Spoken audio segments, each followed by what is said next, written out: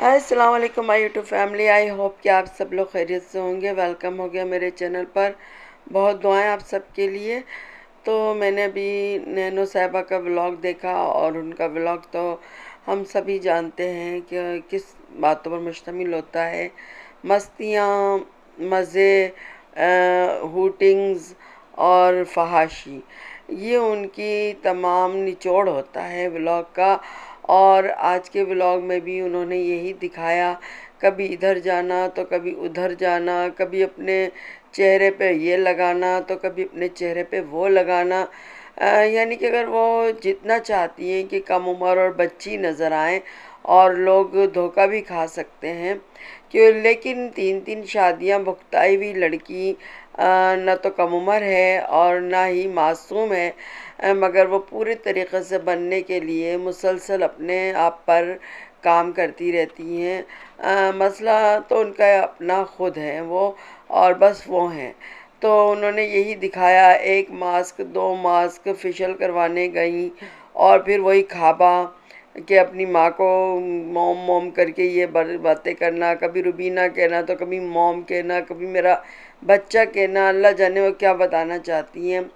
और आज वो गई थी किसी मॉल, वहाँ पर इन्होंने फ़िल्म देखी और बस ये इनकी लाइफ है, ये इनकी ज़िंदगी है।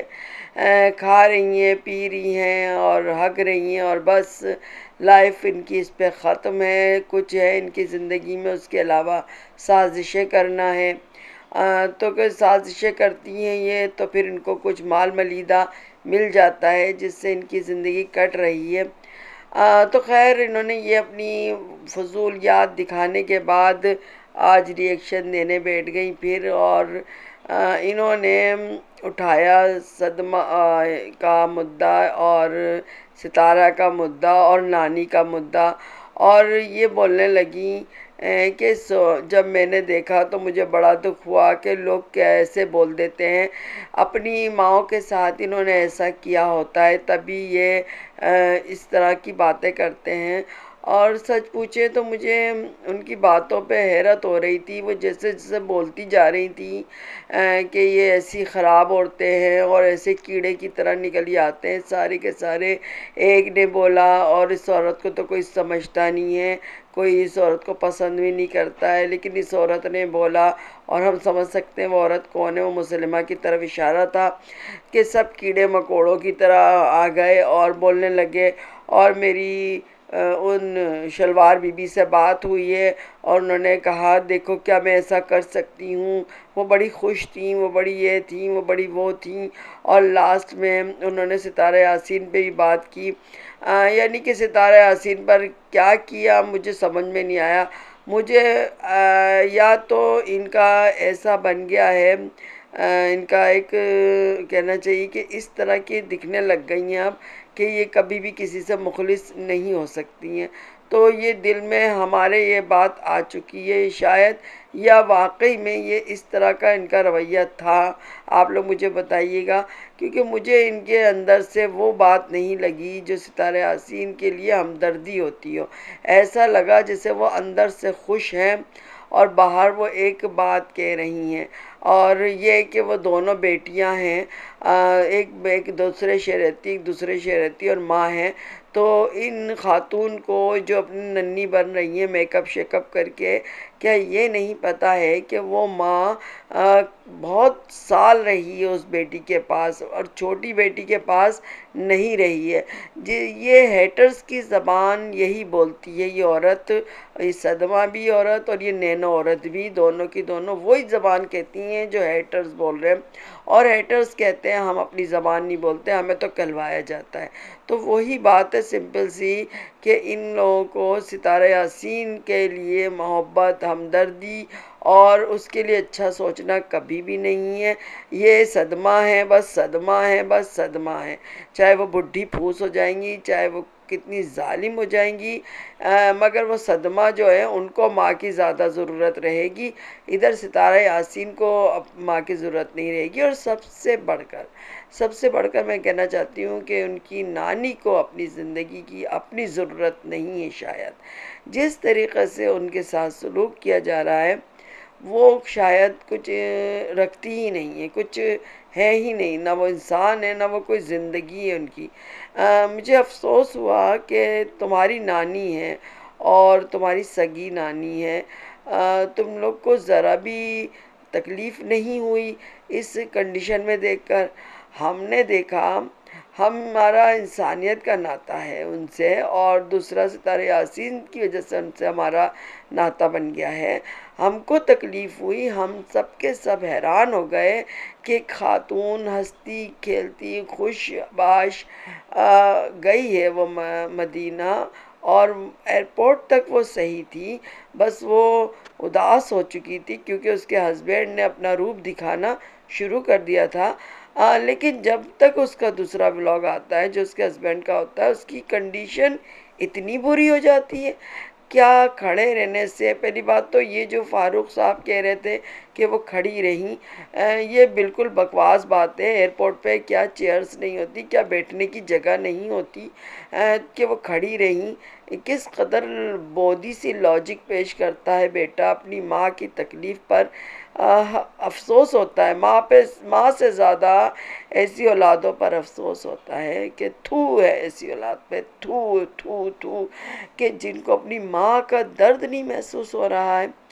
अगर माँ चोट भी खाई हो, चाहे माँ नहीं मार पिटी हो उसकी, लेकिन माँ की तकलीफ़ इतनी शदीद नज़र आ रही थी कि हम गैर होकर तड़प उठे कि इनको हुआ क्या, इनको इतनी सी देर में, इतने से दिन में हो क्या कि आखिर इलाही ये औरत चलने फिरने से, इसके चेहरे पे सूजन, इसके चलने फिरने से इतनी तकलीफ़, उससे बात नहीं की जा रही है, वो इतने दबाव में लग रही है, उसको डर रही है, खौफज़दा है। वो जो यहाँ पर खिलखिलाती हुई बातें करती थी, वहाँ उसकी सिट्टी पिट्टी गुम हो गई है। अरे तुम लोगों में रिश्तों की तो इज्जत है नहीं, उनका तो पास है ही नहीं, इंसानियत भी मर चुकी है। कितने अफसोस का मुकाम है कि तुमने बैठे बैठे कह दिया कि तुम लोग झूठ बोल रहे हो, तुम लोग ये बोल रहे हो, लेकिन तुमको अपनी नानी की तकलीफ़ नज़र ही नहीं आई।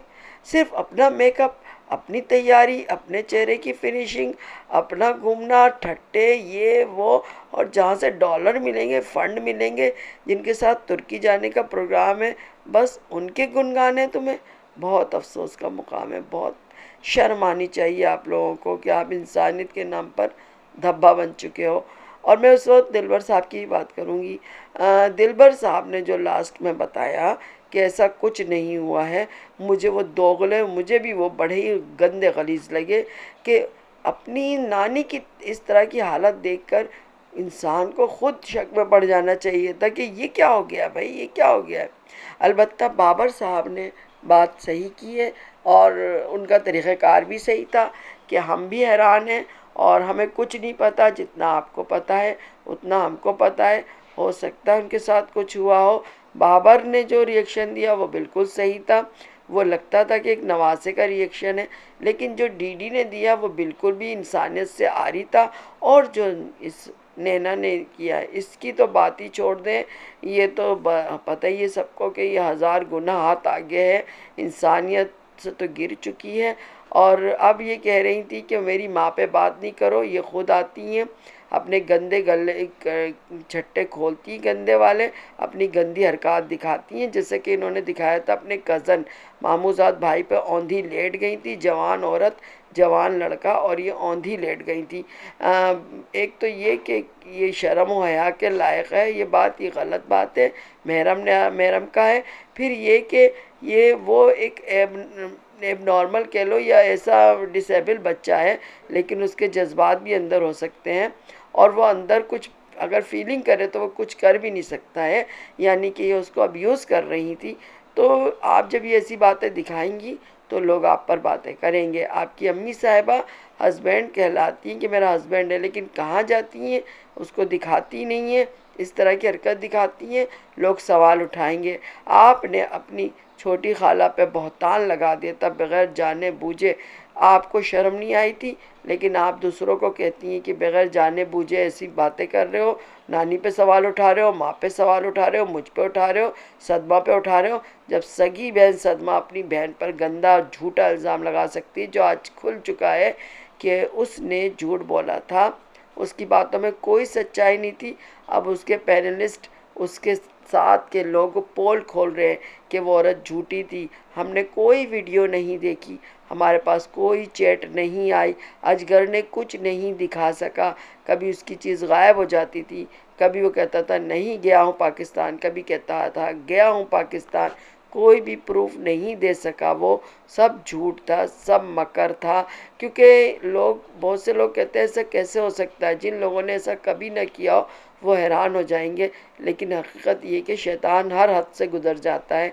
अब नैनो को ले लो, कितनी हदों से निकली हुई है, सदमा हद से निकली हुई है, अजगर हद से निकला। और वो बूढ़े आदमी जो कब्र में टांगें लटक रही हैं, जिस शख्स की, वो अपनी बीवी को स्टील की स्टिक से मारता है और अब कहता है मुसलमान से फ़ोन पर कि मैं, उनकी टांगों में तकलीफ़ हो गई, जब तकलीफ़ ठीक होगी तब वो मक्का जाएंगी और उसके बाद वापस आएंगी। और कभी कहता है अकामा और पासपोर्ट